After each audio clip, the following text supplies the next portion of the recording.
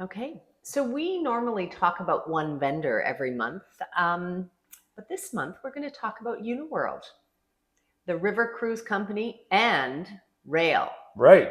Yeah, you bet. They've got a whole bunch of rail options too. So we're going to look at that. Great.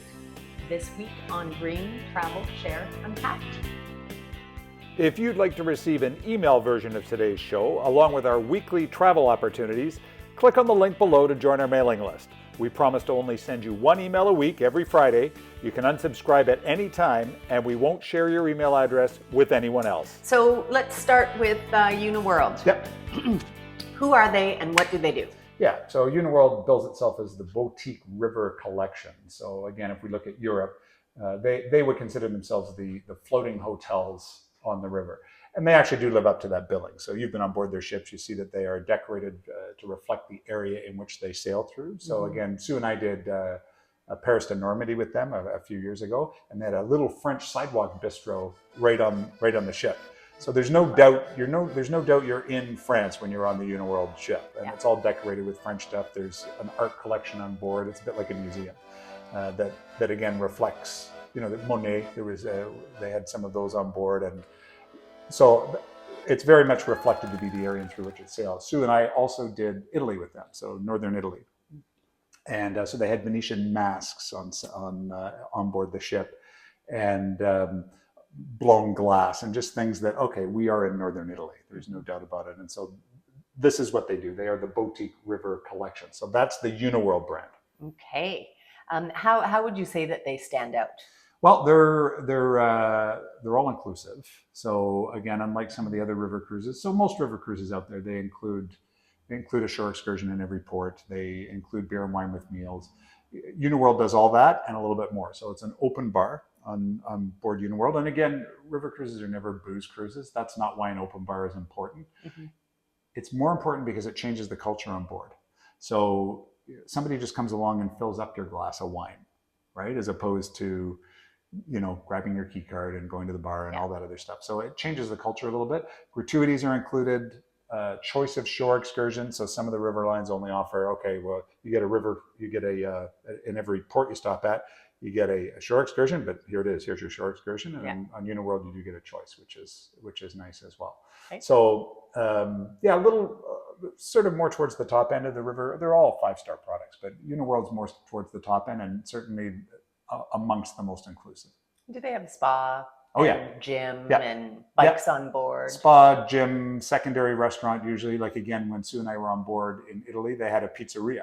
Oh. Right? So the main dining room, they also had a pizzeria because you are in Italy. So that's awesome. So where do the trains come in?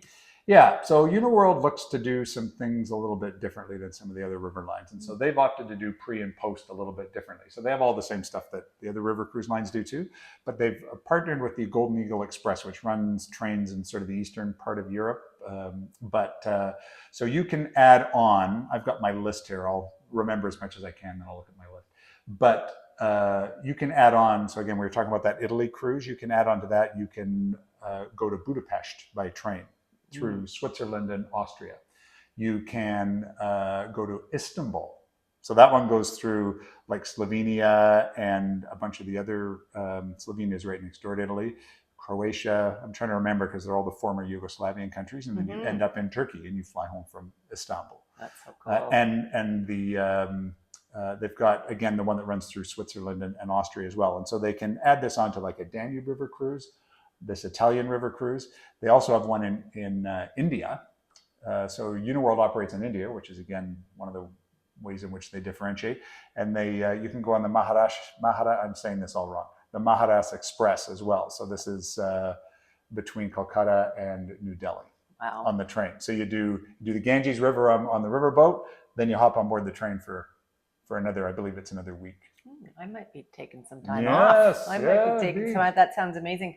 Do you sleep on the train? Yeah. So on this one, on these ones we're talking about, you do sleep. You have a cabin on the train, and you sleep on board. You sleep on board the train. So much like the advantage of a river cruise, you only have to unpack once. Yeah, absolutely. So that sounds so amazing and exotic. Mm-hmm. Are there any options closer to home? Yeah, so for train travel in general, so here in North America, there's Rocky Mountaineer. which is amongst the world's most legendary rail journey. So it originated in Canada, so it goes Vancouver to Calgary, technically Banff, but nevertheless Calgary would be the airport that you use. Yeah. That's again world-class scenery. About 3 years ago, they expanded into the United States, and so now they're in Colorado and Utah. So they go from Denver to Moab, and there's a whole bunch of again, much like the Rocky Mountaineer on the Canadian side, there's a whole bunch of other stuff you can bolt onto this trip. Mm-hmm. So if you're looking for something close to home, this is way different than going on the Amtrak, right? This is a luxury rail experience. Having said that, on both Rocky Mountaineer, US and Canada, you don't sleep on the train. So they're domed rail cars. They're there to look at the scenery and the wildlife and all that stuff. They put you in hotels at night. And there's different class of hotels. So for example, Banff, Alberta, you could stay at the Fairmont, or you could stay at another 3-star hotel instead. Yeah, yeah. Still a great product. There's Belmond, you may be familiar with. They do a whole bunch of different train trips. So the Royal Scotsman, for example, in Scotland. There's another one called the Britannia that's more on the English side in the UK as well. You may have heard of the Orient Express, which is not in the Orient, but it goes to various points to and from. Paris is usually the western terminus, but they go to various points in Europe as well, and you do sleep on that one. And what are we going to be covering next week on Dream Travel Share Unpacked? Well, we did a post a couple of years ago called Travel Broad, Travel Deep. And for whatever reason, people really resonated with them. So we're going to update that post. Cool. Sue's working on it right now. And we will chat about those things, about, again, whether you travel broad or you travel deep. Interesting. I look forward to it. All right. We'll see you then. Bye for now. If you enjoyed this video blog, it really helps us when you like, or better yet, subscribe to our channel so that we know the best content to produce for you. If you want to book a cruise or packaged land vacation, then we'd love to help you out. We know the products and destinations very well, and we can always get you something not available on direct bookings. Our coordinates are in the notes below. Also, if you haven't signed up for our newsletter yet, you get 1 email a week every Friday with some commentary and some different deals that we're seeing in the marketplace. We don't share your information with anyone else, and if you decide it's not for you, then we're sorry to see you go, but there's an unsubscribe button at the bottom of every email. See you next time. And what are we going to be covering next week on Dream Travel Share Unpacked. Blooper. Okay, let's do it again. So, go ahead.